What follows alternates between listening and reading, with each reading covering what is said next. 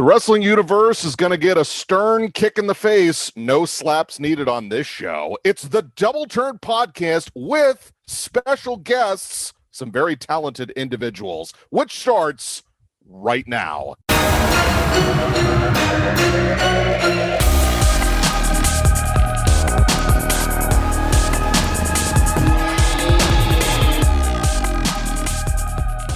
That's right, Don Jorge. Yes, it took him a year to get me to really start calling him that. Don Jorge, the J-Man, and of course, yours truly, Boss Ross, coming at you at the Double Turn Podcast, where we talk just about everything wrestling, primarily WWE, AEW. We even throw in some Impact, NWA, and New Japan. We like to collaborate with a lot of different people on this show, whether they actually cover wrestling, watch wrestling, or don't do much of it at all. They're just popular culture type of fans that kind of weave their way into wrestling. We've got some very exciting guests to bring to you on this edition of the show. We're going to introduce them here in a second. I've been promised they have an exquisite intro they're going to do live for us on this show. I can't wait for it. But before we get into that, I'm just going to get our cheap plugs done out of the way. You can follow this show and every other show that we've ever done since the review show of SummerSlam 2018 on one of our many platforms. But we actually have a new platform, which I will actually let Jorge talk about as well. Very exciting news for this show. But you can find this show at the Instagram page at the Double Turn Podcast, the one and only J-Man 19, Ross the Roboss 85, and we have a new Twitter page. We're so excited. We even got a new logo. What a show. What a reveal that we're going to have. So first and foremost, J-Man, Don Jorge, before we introduce our guests and before we get our other plugs in. How are you, sir? I'm doing good, buddy. I've been busy. I've been a busy bee over the last few weeks, haven't I? Working behind the scenes, trying to go ahead and get this thing rolling and whatnot. Man, it's been good. Thank you very much for the intro. I'm doing great. You look wonderful yourself, my friend. We're recording on a different night tonight. Night one out of 2 weeks that we'll do this, but very, very excited indeed for our second installment of TDT's Mashup Month, which is kicking off real hard right now. And yeah, really quickly, go check us out at our new Twitter page at the Double Turn Pod. Well, it's not the Double Turn Podcast, excuse me. It is at TDT Wrestling Pod. That is the Twitter handle. I had to go ahead and switch it up because Lord knows the Double Turn Podcast wasn't available. So there you go. Go check it out. TDT Wrestling Pod. And really cool, exciting news for those of you who've been with us for a long time. We have now, I guess, been picked up by a website is the best way that we can go ahead and acknowledge that. We are starting right on this episode 159.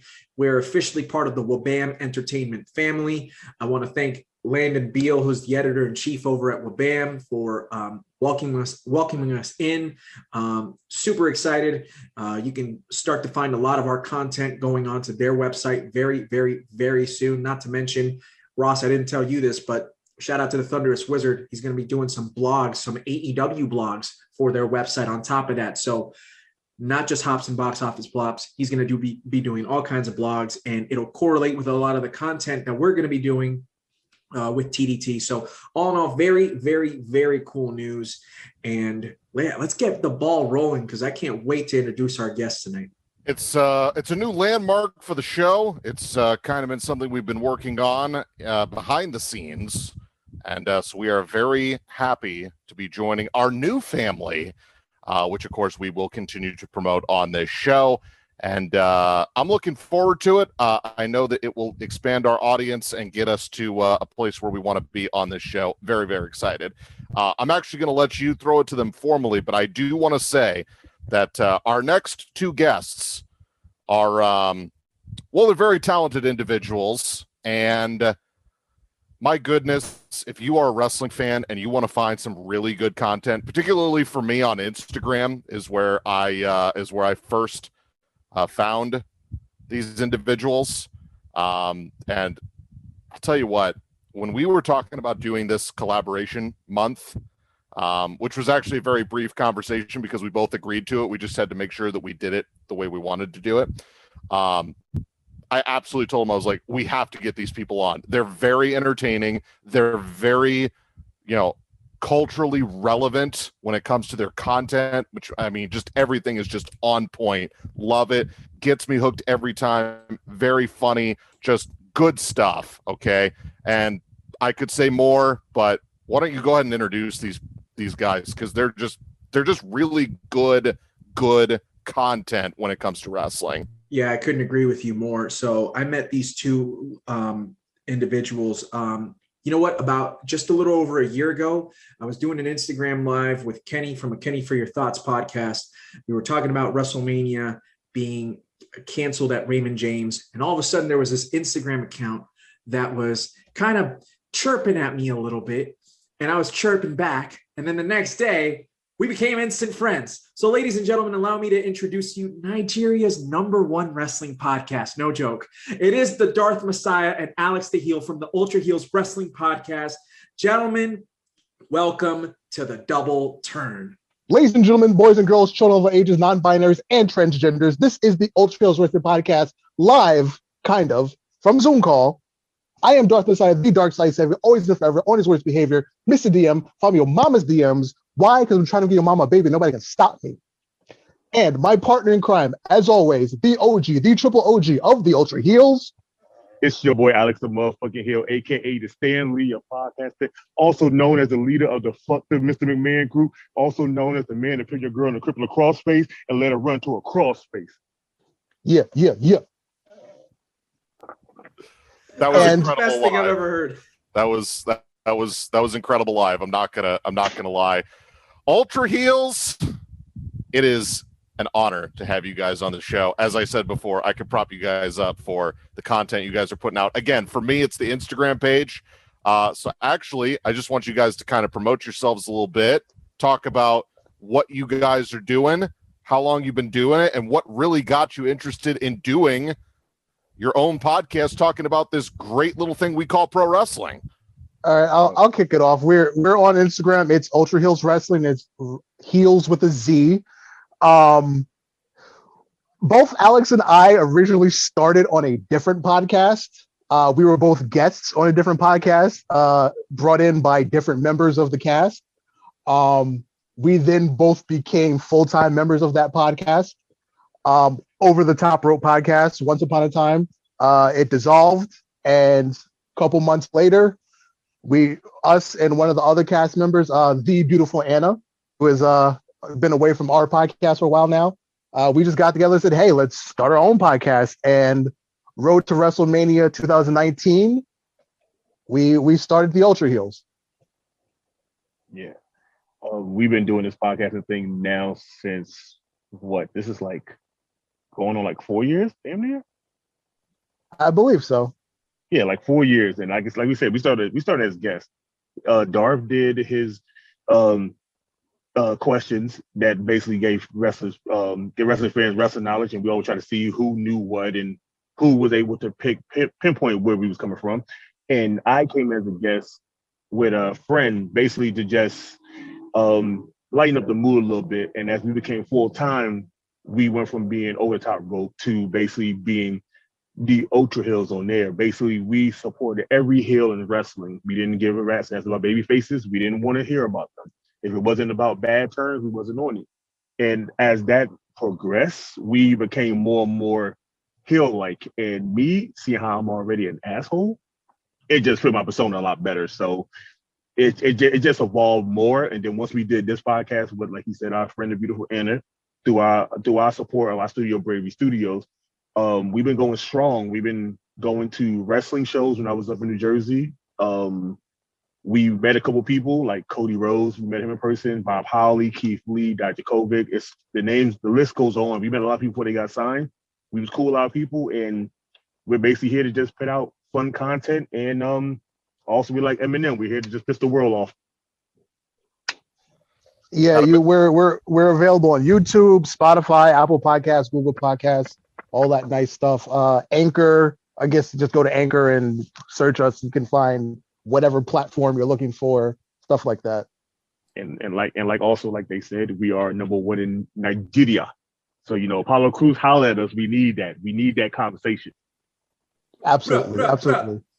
I love it. By the way, this is the first time we've ever had another podcast that is also based off Anchor. Shout out to you guys, man. That's awesome. Actually, that's our producer, Gnarly Marv. He's the one that hooked us up with all that kind of stuff. Yeah. Yeah, we bring it to him. We bring him in as a thing, and it just evolved into us being on Anchor a lot. So all our podcasts are through there, including.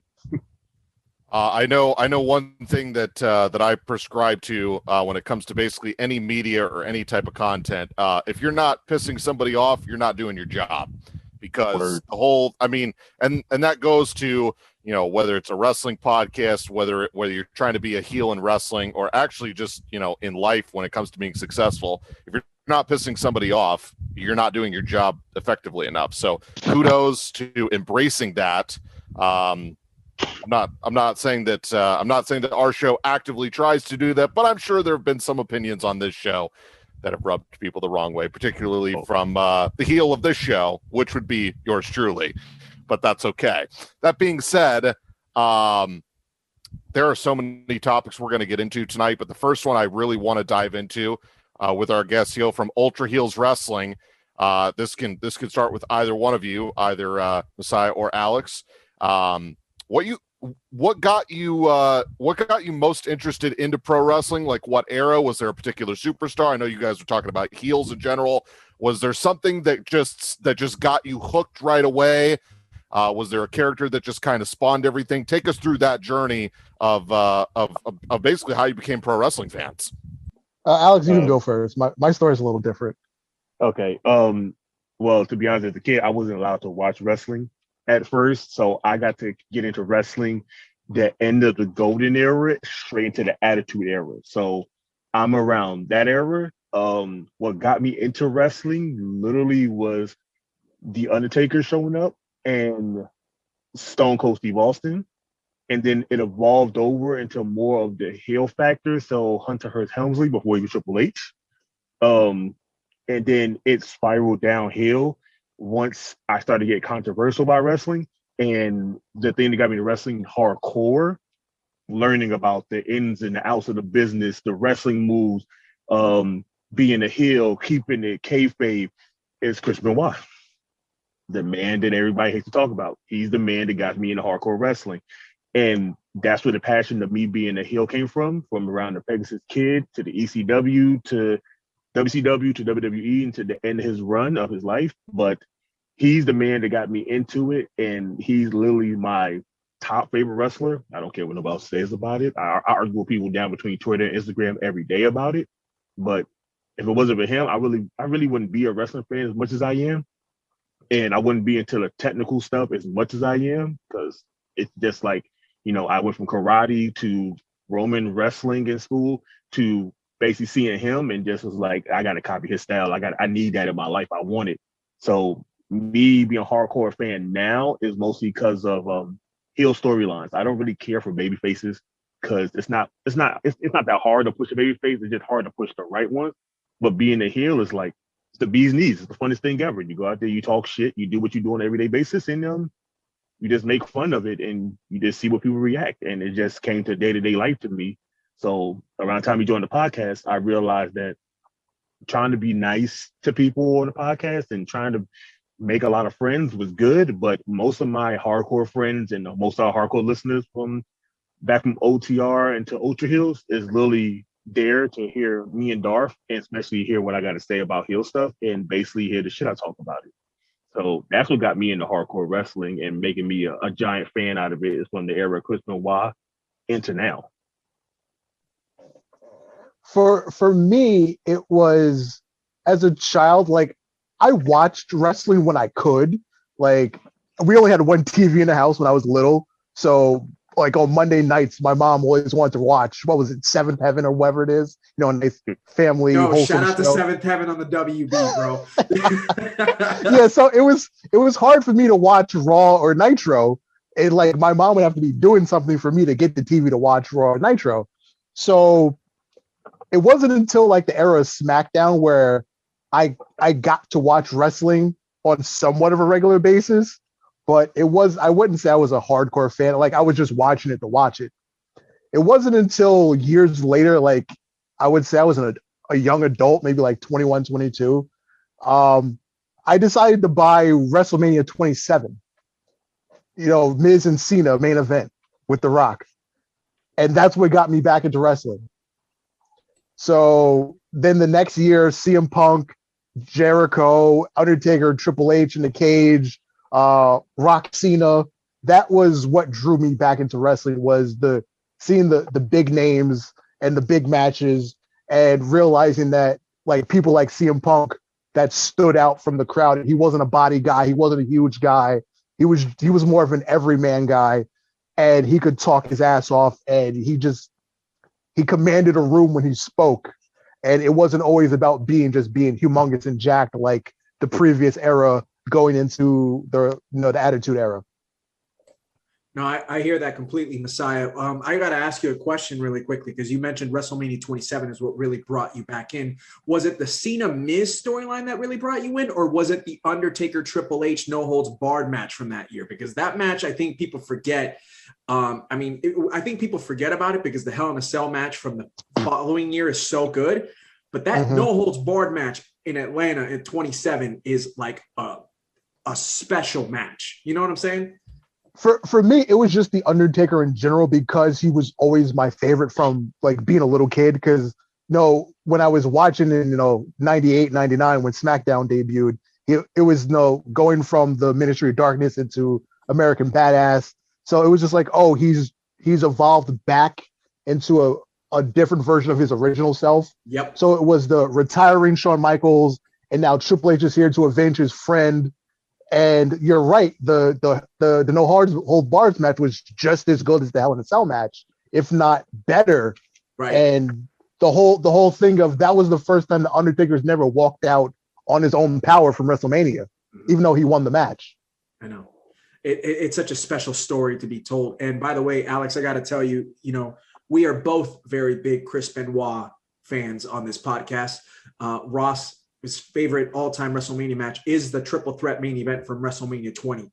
And I'm a huge Eddie fan, so I'm right there with you, my brother. And it is a shame what happened to that man, but at the same time, that man needs his due. He's earned his due for sure. So I'm wholeheartedly with you. And I mean, when Kurt Angle is saying that he's the greatest, that Chris Benoit's the greatest wrestler he's ever seen, that's saying something. That's high praise, Yeah, like I've been saying it for years, all even to the passing of Chris Benoit and his family, that I was like, this man deserves wrestling status into the Hall of Fame. Personally status, his outside personal life doesn't need to be reflected on it because it's going to always bring up. Right. But his wrestling status of the things that he did has to go in the Hall of Fame because he's been around so long. And literally, you got people copying his style. Like you have Daniel Bryan. Daniel Bryan's like a carbon copy of this man from the beginning of his journey to now. It's the same thing. So why now just induct him to the Hall of Fame to get out of the way? But I still get arguments from people that literally said he shouldn't be there because he killed his family himself. I'm like, you have Jimmy Snuka that's in there that killed a woman and everybody knows about it. He ain't been taken out of it. You got many other people that have done bad things. The events, no. None of them taking about it, but I understand why they won't do it. But literally, he did his dues. Yeah, and he owes the right to it. Like I think Dark Tales from Beyond the Ring.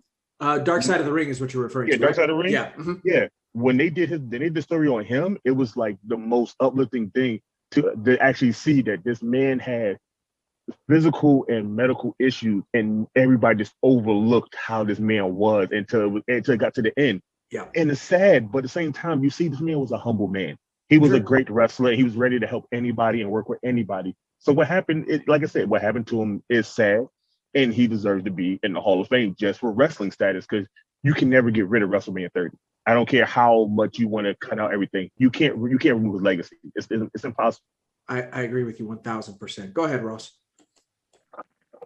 So we are joined by the fellas over at Ultra Heelz Wrestling, Darth Messiah and Alex the Heel. This is actually a point that I want to make that actually really keyed me into following you guys on Instagram. That's Ultra Heelz with a Z Wrestling at Instagram. Go check them out. Very entertaining stuff on Instagram. And of course, all their content is very good. But again, I found them out on Instagram. And the thing that really keyed me into following you guys, no joke, was the weekly graphic of the Wednesday night war between NXT and AEW. Because I remember on this show, Jorge and I debated about whether this was actually going to be a war between the main show, the only show that AEW has, Dynamite, against NXT going head to head. And I told him on this show, I said, mark my words, Dynamite's going to kick their ass like 80% of the time. And so week by week, I was looking forward to the numbers every week from you guys. And I kept tallying it up. I said, AEW is going to keep this lead. They're going to keep going. So that's what really hooked me into checking out your other content, because I was proven right on this show that AEW just kicked NXT's ass for the majority of the time they were together. And so really what I want to know is, was this really ever going to be a competition? Because I can tell you right now, I guarantee you the purely WWE fans, which there are, and I'm not going to judge them too harshly, because there are some people that they only watch WWE, they don't watch anything else, and that's all they know. That's fine. I think they're missing out on quite a bit. But that being said, I'm sure there were some people that just assumed NXT, because they're the wrestling show, was just going to beat AEW every week. That was not the case. So was this really even a war between AEW and WWE? Did you expect it? What was the real competition, and what was the real feeling around both shows? And are you surprised by anything that's happened now that NXT is off Wednesday nights? I look at it this way. When it first started, NXT legitimately thought that they were just going to steamroll AEW. It was like, oh, who's these cartoon guys? It's a bunch of indie guys doing absolutely nothing. So they legitimately thought they were going to just win every week. But once they realized that there was a market for that type of wrestling, AEW did attempt to counter program. And over time, once they realized that AEW was stable with their crowd and their audience, WWE eventually tried to go back, NXT tried to go back to what they do naturally. And that's how you just ended up with the same viewership for both shows every week. Dynamite was averaging anywhere between 750 and 850 every week, and NXT is averaging 650 to 725 every week. It was literally the same thing every single week. However, there was that one period of time, if I remember correctly, it was like June of 2020, where NXT won 4 weeks in a row, and all of a sudden, I think when Chris Jericho declared himself the demo god, it was like, oh yeah, we win the demo. It doesn't matter about the overall ratings. The demo, we win the demo. I think they kind of panicked there, but then they went back to winning, every week, except for whenever NXT decided to have a takeover on the weekly show. Thank you. You just mentioned that's exactly what I was going to say, Messiah. And I don't mean to interrupt, but it was the fact that NXT resorted to basically having weekly takeovers 2 weeks in a row. So they, what was it? They had the Great American Bash. Great American Bash. Yes. Yeah, and then AEW had to counteract with not their Bash at the Beach. What's it called, Ross? It was I always forget what that one's called. Fyter Fest. Fyter Fest. Thank you. That's what it was. It was Fyter Fest, and you're right. Listen. Okay, first of all, I appreciate the fact that Ross literally says that he loves you guys because you guys gave him the opportunity to prove me wrong. So thanks a lot for that, buddy. I really appreciate it. You're welcome. You're welcome. It's something we do. No, but in reality, let me be very clear. AEW won fair and square. And not that this ever was a real competition, but it was competition. When two wrestling promotions that are trying to get the same viewership are going on at the same time on the same night, that's called competition. AEW got in there in the ring with the champs, if you will, and they whooped their ass. I never said that AEW was never going to win. I said that it was going to be equal. I said that both NXT and Dynamite were going to be averaging right around the exact same numbers. I was wrong.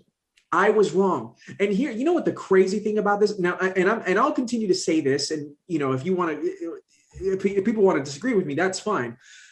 To be fair, NXT may actually have the better talent, but to an extent, there are a lot of talented guys in Dynamite and AEW, but just overall, I think perhaps that NXT, especially with the women's division, which is something that I always argue, but Ross makes a good point of, you know, WWE held this monopoly and still holds this monopoly. AEW was never going to be able to get the quality of women that they wanted in their division anyways. But AEW had a lot of great things going for it that NXT just could not compete against. And that was the freshness that was All Elite Wrestling. It was perhaps the new creativity that was All Elite Wrestling. It was the fact that somebody else not named World Wrestling Entertainment was on our television screens in a primetime slot for the first time in nearly 20 years. That's going to help anybody and everybody who's competing against WWE. At the same time, credit where credit is due. AEW has been the most consistent professional wrestling promotion over the last 18 months. Would you guys all on this panel agree? Yeah, I would disagree. I would agree. And the only reason why I will agree is the fact that AEW did something that WWE will not allow their talent to do. And that's give them creativity. That's the only thing. If AEW was like WWE and they had a creative team basically was taking over, okay, your storyline sounds good, but let's tweak it and do this. It would have been WWE all over again and it would have failed. But see how, like, because Jericho said, bad creative WWE, when you go to AEW, you got the free right to do whatever the hell you want. You can say whatever you want. You can pitch ideas and nobody's going to tell you no or tell you that's stupid. They're going to let you try it out and see what happens instead of you trying to do it like WWE used to do. At live shows, try something out there, and if it works, then they bring it to live television. AEW was giving guys a chance, and see how AEW was picking up indie talent. A lot of people that are WWE fans are WWE fans, but a lot of people getting into wrestling are watching more of New Japan, ROH, Impact, Dragon Gate, NWA. They're watching all the other wrestling talents, and they're just hoping, well, maybe one day they'll get on major TV television. But just like how me and Darth is, it's a lot of people we don't want to get signed to WWE, because once you get signed to WWE, you get lost in the mix and then you end up in catering like Alexander. You just end up in the back. You don't end up doing nothing with yourself. You basically work your ass off for 15, 10, 20 years to get to the major leagues to do nothing. And it's just a waste of talent. But AEW is letting people thrive by just giving them, oh, here, look, you want to go out there and put on your high flying moves? Go. Who can you wrestle with? Go. Oh, you have history with them, you can put on a match? Go. Even though they might hit or miss here and there with certain matches and they might miss cues or something, it's still more entertaining because you're getting to see people that you watching the indie circuit get to be on live television and actually show off their talent to the world instead of just going to indie show and only a few people of a handful know your name. Like in New Jersey, there's a place in Richmond Park that does wrestling, and the guy that used to run it is a friend of me and my wife. Like, he's married to one of our friends. So when we were doing Over the Top Rope, we got invited to go there and meet a lot of wrestlers. That's how we met Keith Lee before he got signed, Dr. Kobe before he got signed. What was that? Party Express. We got to meet a lot of these guys before they got signed and kind of realize that, okay, these guys are cool. It'd be great to see them fight this guy or see them fight this guy. But we knew once WWE got them, we was never going to see that. When someone got signed to NXT, we was excited to see some of these guys actually get to be seen out there. But now if you look at Dr. Kobe, part of Rebellion, nothing. Look at Mia Yim, nothing. Look at Ricochet, nothing. Like, all these guys you've seen wrestle AJ Styles and all this great talent around the world are now just sitting in the back, showing up to do nothing. But once they get released, what's the first thing they do? Back to the indie circuit. And guess what? Everybody knows their name. Everybody's buying their merch. Everybody's knowing and want pictures. Now you get signed to AEW, guess what? They're not going to let you sit in the back. You're either going to be part of a group or you're going to be solo. But guess what? You're going to get TV time. The one thing WWE is not letting most talent do. Like, they just got rid of some more people this year, this on the anniversary of their Black Friday releases last year. And you had these great talents. Like, me and Darth have a thing for the Iconics. We love the Iconics. We So know that they're good at doing what they're doing. Iconic. Yeah, we love it. But you had a great tag team. These two girls grew up together. They are made to be a tag team. You broke them up. You paired one person with another tag team. You let another one go around just acting a fool.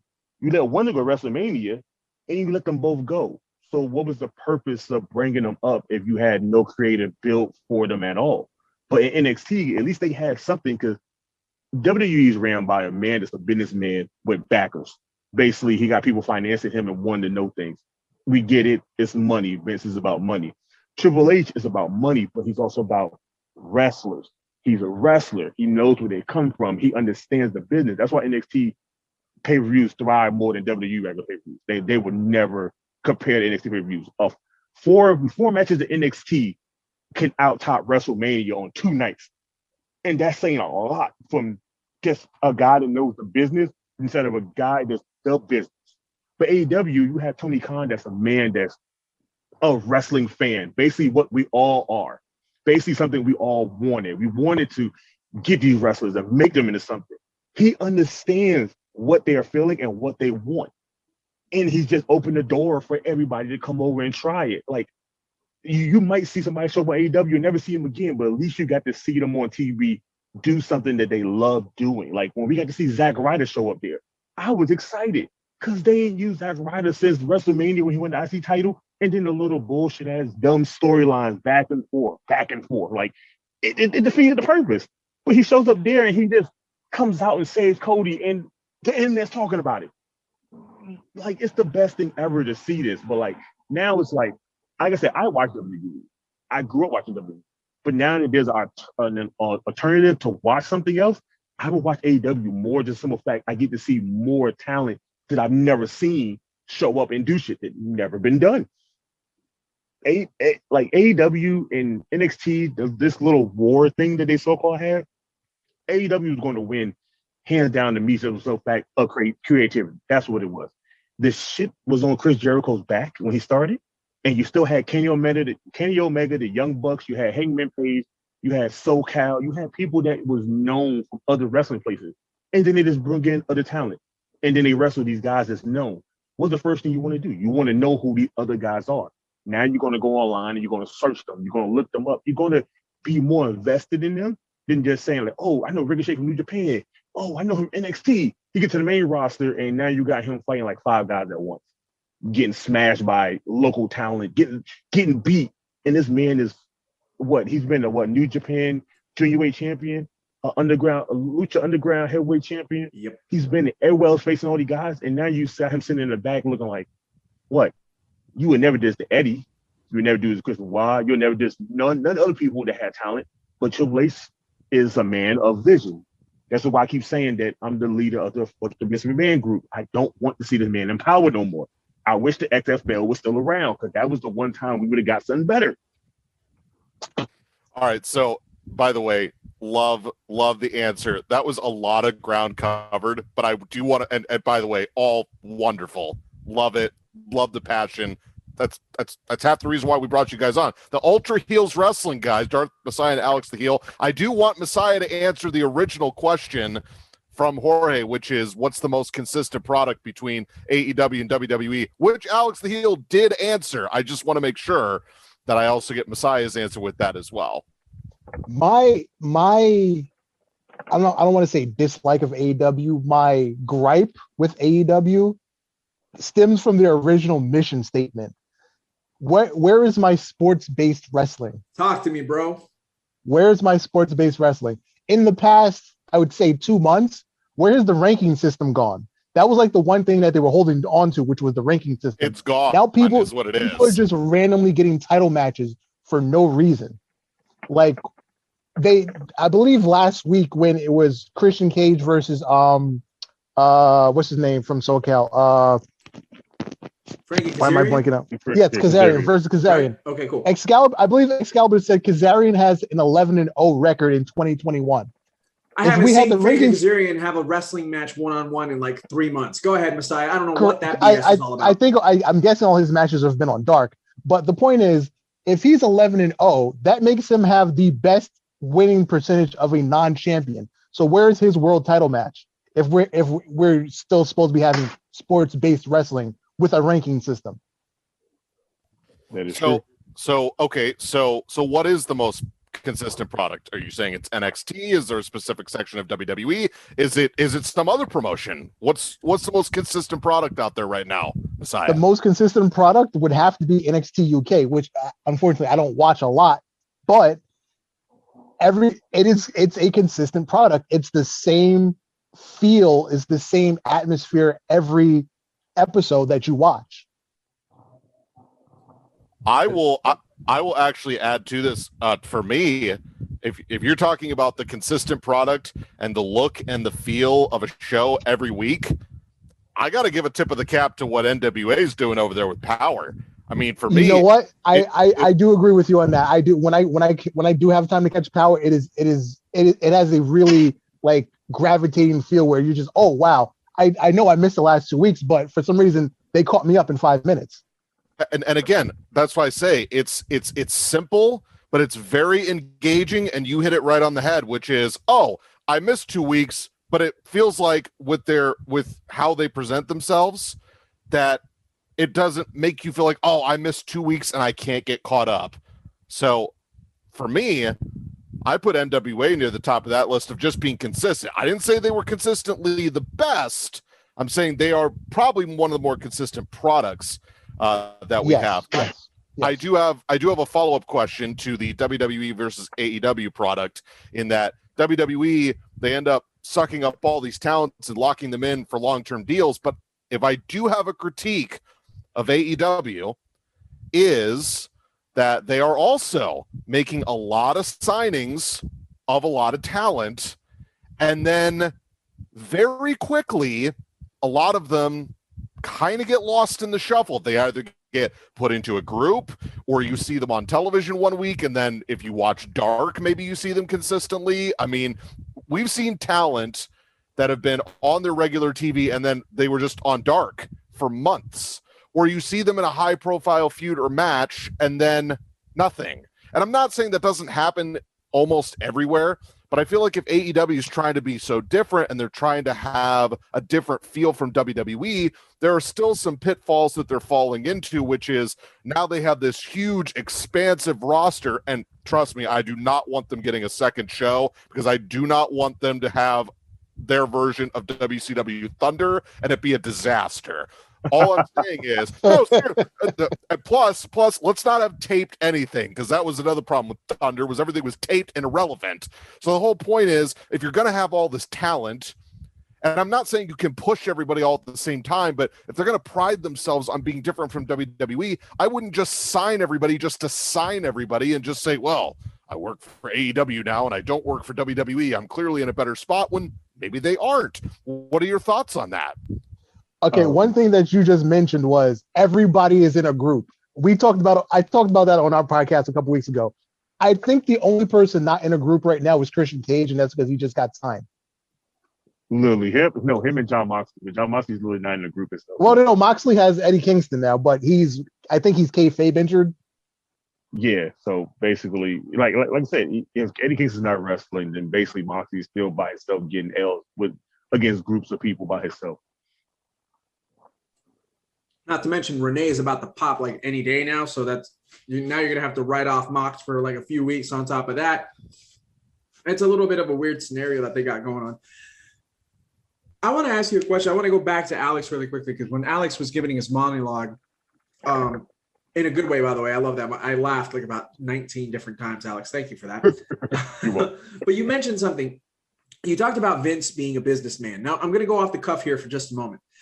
Mm-hmm. I agree with you, but somehow Vince changed. Would you agree? Because I don't think Vince, first of all, before I sound stupid, let's go ahead and be very clear. Yes, Vince McMahon has always been a businessman, but back in the day, especially in the mid 90s into the late 90s, obviously with the Attitude Era going into Ruthless Aggression, I feel like that wasn't always Vince. Vince was a businessman, but Vince also loved the game. He loved pro wrestling. And I feel that as more investors and the stock market went up and the company went from being private to public, that completely changed. I think he lost his actual love for professional wrestling. And I think that it still lies in there. And I think we see it every once in a while. And you can go ahead and attest to this, maybe the three of you.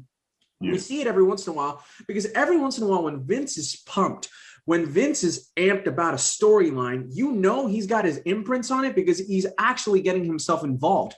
You go all the way back to December of 2015 when they were trying to screw over Roman Reigns and they were trying to make him the mega babyface. I know this is a terrible example, right? But bear with me. And I know you guys might crap all over it because it's a baby face and you guys hate baby faces. So if you want to crap on me, I'm fine with this because I'm looking forward to it.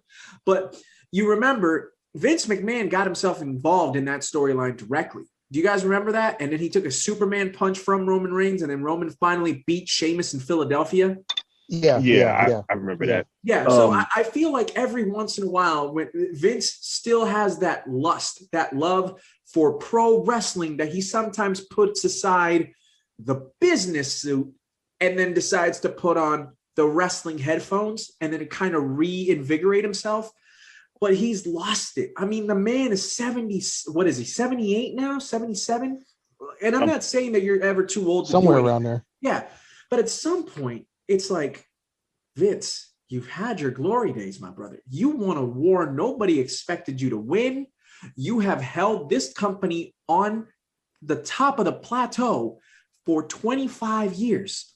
At some point, enjoy life. Enjoy Linda. Enjoy the grandkids. Let Triple H and Steph run it. They're actually really, really good, and they want to do more. They do have, you mentioned a vision. Trips and Stephanie have the vision, especially Trips when it comes to the in-ring scope of everything. And then Stephanie has a very good broad vision for the marketing aspect of WWE. I mean, the way that WWE has grown exponentially over the last like 5 or 6 years, with Stephanie McMahon being the chief marketing officer, if I'm not mistaken, right? Yeah. Chief brand officer. The CBO. Yeah. Chief marketing officer. That's Brandy over in AEW. I want to make sure I get my titles right. But yeah. So as the CBO, she's done tremendous things. And I just wish that Vince, with all the people, all the good minds around him, because we all know damn well he's got some crappy minds around him. Those writers I don't understand those writers in those rooms, man. I don't know how they can get away with writing quote unquote good television. Like, clearly they've never seen a good television. They clearly weren't watching Seventh Heaven back in 2001. My point is, I just don't understand it. And it's got to be an ego thing at some point, right, guys? Absolutely. When you make that much money, it has to be your ego. Yeah. Let me answer this because me and Dark talk about this every week with Vince McMahon. Like I said, Vince McMahon is a businessman, and I can understand where he's coming from. Because once you have shareholders, basically, you're no longer listening to your group of people. You're listening to the people that's bringing you money in. So if you go, okay, this storyline is going to be great, and the shareholders go, now we don't want that. You can't go get your shareholders because that's your money talking to you. You can't let them go, and you can't see them displeased. So I get it from a business standpoint from Vince McMahon. But also, like you said, Vince McMahon, if he does love the storyline and he loves the wrestler, he will interject himself into a storyline.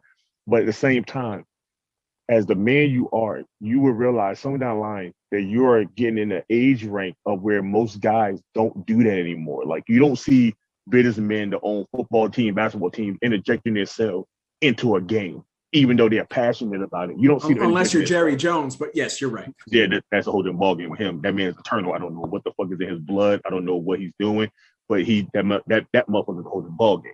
But Vince McMahon, like, I understand Roman Reigns storyline. Even though Roman Reigns is a piece of shit back then, and he's the man now, he injected some of that. Also, you gotta think about it. Remember when Kevin Owens headbutted him and bust him open? How could I forget? That was a great moment for Kevin Owens. But absolutely. That was a beautiful night. But look what happened to Kevin Owens after that. It's a downward fall for him. Because like I said, the shareholders are like, what's fucking him up? I always said that, like, I'm the leader of the fucking McMahon group. Me and Dark had a vision. When the XFL ever came back, we knew Vince was going to be more dedicated to that because he wants to take over all kinds of media. So from wrestling to football are the only things that he will be interested in. Football, we thought it was going to take him away for a while. It was going to leave was for a second. Triple H and Shane there to just take over and run it. And when he left a little bit, that era of TV was so great to watch because you had Triple H. Remember last year's Royal Rumble? We were so excited because Vince wasn't there that night. Yeah. Yep. And that Royal Rumble was great to watch. That was a great Royal Rumble to watch. Like, they literally called it down the middle because you have a wrestler telling wrestlers, this is what you should do, what you shouldn't need to do, and this is what needs to get done. Instead of a man telling you, okay, we're going to do this, and at the last second, we're going to change the storyline and go this way. For what? Why? I agree. And not to mention, you have your fans and like you have your fans invested into what's happening at the moment. Why change it to piss it off? Like, Dar, what Royal Rumble is that? The one that we can never forget. Where Roman remember the Rumble, the year Roman showed up number 30 and won. The Rock came out and The Rock got booed. How could we forget? That was the most pissed off moment. I swear to God, I think I might have threw something in my friend's house that night. I swear, it was the worst thing ever. Because if you had this man have a match and he lost and he comes back in to win, what was the purpose of him having a match if he was going to get a title match any goddamn way? It just defeated the purpose. And I'm like, I know Vince McMahon did it as a last call thing to try to make Roman the face of the company, but you was force feeding him down our face every week, in and out. Stone Cold never had to be force fed. Rock never had to be force fed. No other star had to be force fed. They just basically got their pop, and you should just run with it. Look at Rusev Day. Rusev Day happened because of the fans, and look how that ran. Rusev could have been a champion for a week, and it have made WWE money. And what's the first thing that Vince did? As a Vince McMahon, as a business owner, he took it as Rusev won't bring him money like that, even though he was bringing him top sale merch on a weekly basis. People showing up screaming his man's name when he's not in matches, and you went left to go to Roman Reigns again. It's a business standpoint I get, and it's a business standpoint I understand from working in retail and business for a while. I get where he's coming from, but it's really time for Vince to like literally just step back and watch wrestling evolve, because he did the same thing when his father passed and he stepped in. He evolved with the times. He's losing the times of evolving now. His wrestlers are coming in and they're not built the way he wants. They're not the way he wants them to be, but they're coming in with talent that is unbearable and unmatched over the world. And you're basically signing everybody to lock them into 6 years, 7 years. And if you fire you can't wrestle for 90 days. Why? Why would you do this? Like, you're basically crushing people's hopes and dreams to get to the major league to do nothing. And then AEW comes along and do the same thing, hiring up all this talent, and they had them on Dark and they had them on Dynamite. And I get where y'all coming from with that and saying, they're doing the same thing. But with them, at least these guys are getting to wrestle in other companies to still get shine, to still get seen, showing up in Impact, showing up in New Japan. These guys are just basically evolving everywhere they can to basically just do what they love, wrestle. Vince McMahon has the vision, and he had, like you said, he kept the wrestling world on 25 years on the top pedestal. Nobody's going to compete against that. But at the same time, you're bringing in fans by signing people that people love to see and never get to see them. So basically, you're doing what? You're just making fans mad because they're not going to see their favorite wrestler fight somebody favorite they want to see. But when they leave, you basically don't want nothing to do with them until they show up and start doing things like when he let go Drew McIntyre. Drew McIntyre was the future WWE champion. He was the chosen so one. Much in him. Yeah, he was the chosen one. And then you 3MB. And How then do we get to that? But in a way, by letting him go, what did Drew do? Drew went to the Indies. He got a body, on a rant, worked his ass off. He went to Impact. He became their champion after being in the Indies. He came back and he took one look at Vince McMahon and said, "Oh, look at me now. Now I look the way you want me to, and I got better on the mic, and I got better in the ring, and I'm a more complete performer." I love Drew McIntyre. Hell, I know it was goofy as hell, but you know what? I got to see Drew McIntyre on TV when he was with 3MB, and at least I got to see him in that goofy persona, and at least I still got to enjoy him. I realized it was horrible, but at the same time, it forced Drew to kind of change it up and get himself to a place where he could come back and have one of the freaking best finishers in the game right now with the Claymore kick. It's over like Rover, that's for damn sure. And now he's put himself in the position where, yes, I realize that we've been dealing with this horrible thing called COVID, but my God, he's got to be up there as one of the MVPs of that era and really conditioning himself and actually positioning himself. I always joke that the WWE only has 7 main eventers in their whole company. Well, Drew McIntyre is definitely one of them. And that was not the case back then. So at least, even though they got rid of a guy like that, he ended up persevering and getting back to where he needed to be. Yeah, and that's the only weird thing I don't understand about WWE. You let this talent go. You let it go a lot of talent. And then you see them get on the indies. You see them make a name for themselves. You see what they're capable of that you didn't want to see them out there because, like you said, 7 main eventers. You only going to follow the same main eventers. That's like having the NBA All-Star team. You're going to have your All-Stars. You're going to have your 5. You'll have a great side bench of great players, but you're always going to have your main people that's going to be the main ones people come to watch. Great idea. Brings money in. But at the same time, if you keep talking about grab the brass ring and move up, and they're trying and you keep knocking them down, what's the first thing you want to do? You don't want to be there no more. You want to keep wrestling, but you can't be somewhere you're not happy. Like, look at the Hurt Business. Me and Darth talked about Bobby and MVP getting a group and making a group. And when it finally happened to Hurt Business, we were so ecstatic because we finally got to see Shelton Benjamin not sit in the back, not be up, down, not to do nothing, just wrestle, what the man is grateful to do. And then you had Alexander basically sitting back and catering, doing nothing. The man went from 205 Live to being on the main roster to nowhere to be found. You put him with a group, you make the group great, people are buying his shirts, everybody's part of the Hurt Business. As soon as you get Bobby to win the belt, you break up the Hurt Business. Why not keep that? Massive. Why not keep that? Like you had legends out here online talking about why the hell did you break it? Batista was the first man out there to go, why the fuck you break up the Hurt Business? That was the greatest thing on TV right now to watch.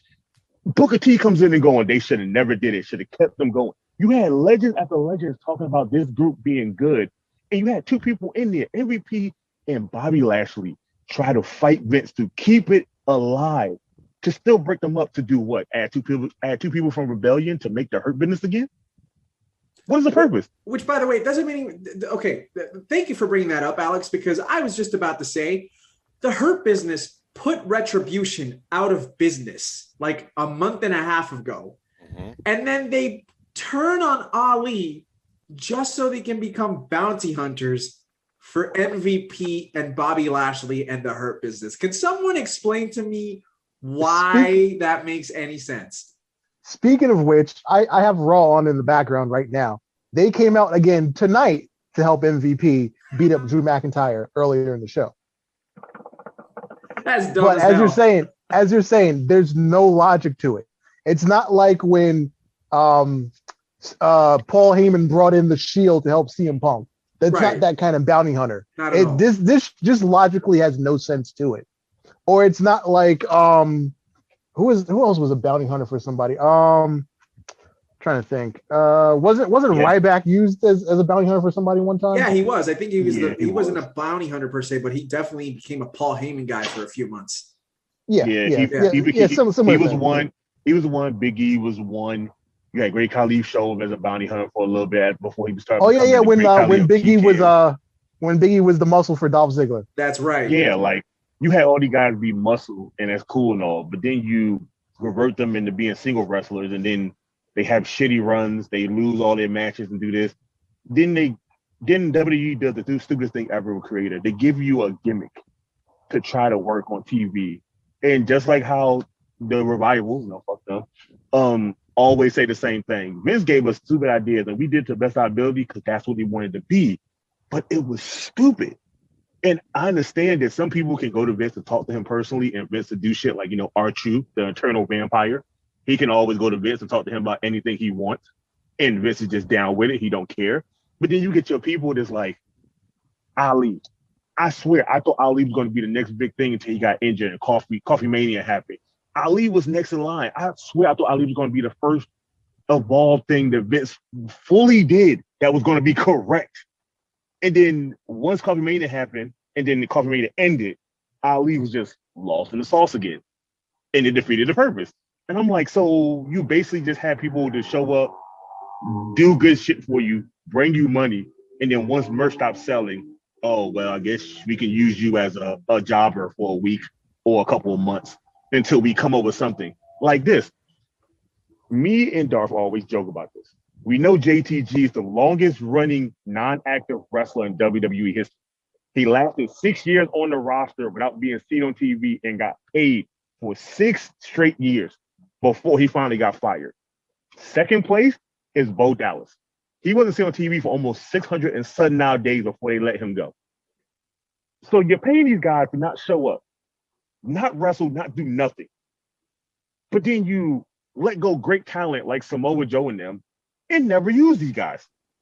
And it always mind boggle me as a company. I don't understand why you spend so much money on people for nothing. And then the people that you give a fuck about is the people you spend the money on. You want them to be there 10, 11, 12 years strong to what? Do nothing. This is why I got a bad thing about WWE.